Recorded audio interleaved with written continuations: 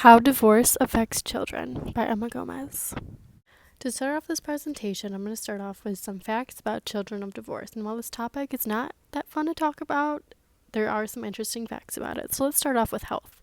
Children of divorce are 20% less physically healthy than other children that parents are together.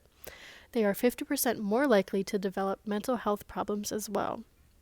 And then from a sociological view, functionalism, symbolic interactionism, and feminism are the three major paradigms that have different levels of viewpoints on divorce. And now let's get into the symptomology. Children can show signs of their parents having hardships by behavioral issues and acting out towards other children their age. So now, how common is divorce really now? You may all know this, but 50% of all marriages end in divorce. And 85% of couples get divorced because of a lack of commitment. But what are the outcomes to being divorced? Kids can play a huge role into how outcomes of divorce come. If you don't have children, it's not as messy. But if you have children, it definitely does become a little bit harder. So 21% of children in America are being raised without their fathers. And children with divorced parents are twice as likely to drop out of high school. Whoa, did you know that even infants whose parents are getting a divorce can be affected and be misbehaved because of it? Different people go through different types of divorces. Some are bad, but some of them, the kids can feel relieved because of it. And that's where the question comes into play. Is divorce a crisis or a relief? The main theme of this presentation are the effects divorce has on children. So let's jump on in. One of the major things I noticed when researching this topic was the self-image of children. When a child's parents are getting divorced, the way they see themselves can drastically change, meaning their self-image is oftentimes destructed and they can be led to believe that they are the cause of their parents' divorce, which then leads to bigger problems like mental health issues, anxiety, anger, etc.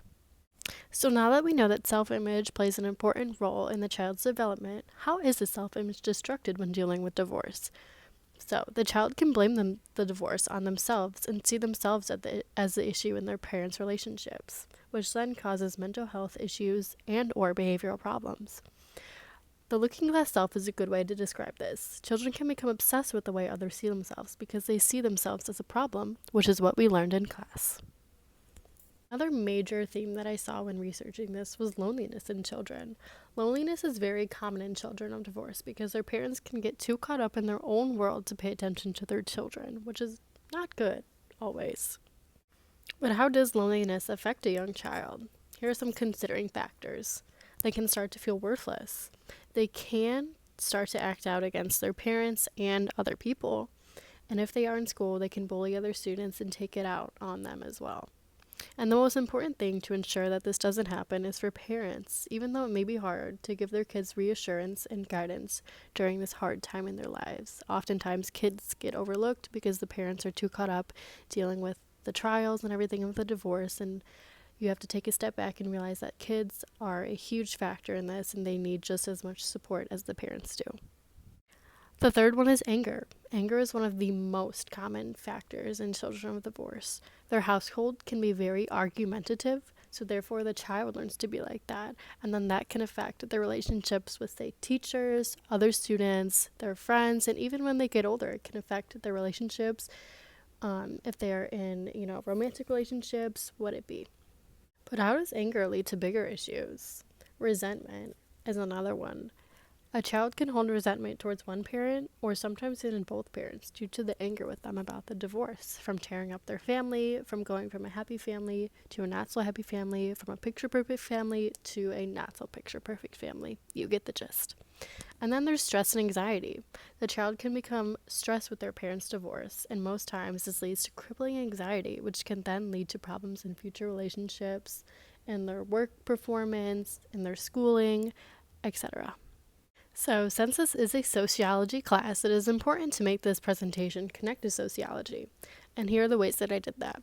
So, social mobility is very important. If one parent is more well off than the other, then depending on the outcome of the divorce, a child can move up or down in social classes, putting them into different school systems and even a new living area, which can affect their mental health.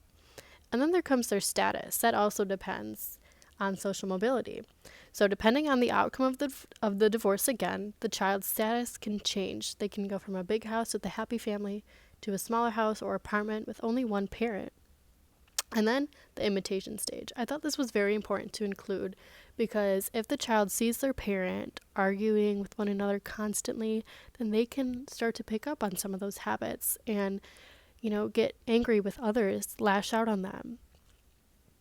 Here's some more connections to sociology that I found while doing my research. Role and conflict. One of the first professionals to witness symptomology in a child is a nurse, which is what I found during my research, which was a whole paper written on it. They are conflicted because the child can become attached to them and not their own parents, which then leads to role conflict, as we all know and learned about. And then the front stage and the back stage, which was very important to include in this presentation. The parents can put on the front to their children to hide them from all the hurt they are experiencing, and even though sometimes children can do this as well. And then there's a backstage, of course. The backstage is where the parent or child can go to when they are alone to rest from this front and feel the hurt in solitude. So now it's time to talk theories. The Paget theory, which I found when researching, was the most common one. The Paget theory best fits when talking about the effects that divorce has on children.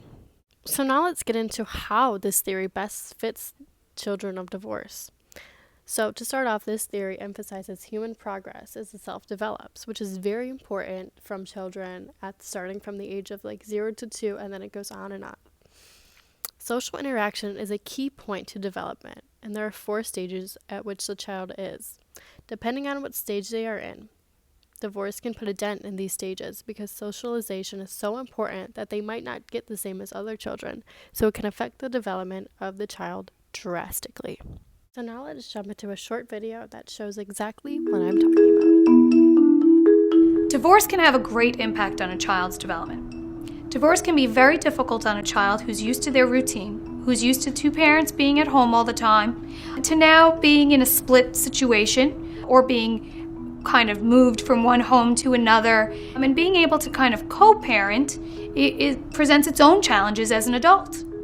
Divorce can also present some emotional difficulties for the child. They could feel that maybe they've done something wrong. They could feel a little bit insecure, unsure of what's going on, and feel a little inadequate. And that's kind of natural. The important thing to do is anytime there's any kind of life-changing event, a child will feel that. A child feels everything. They can sense the energy from the adults in the room. They can sense the energy from the animals in the room. They're very, very perceptive. And what's really important is to provide them with an outlet. Provide them with counseling. Provide them by a licensed psychologist who can work with the child on how they're feeling, as well as perhaps family therapy.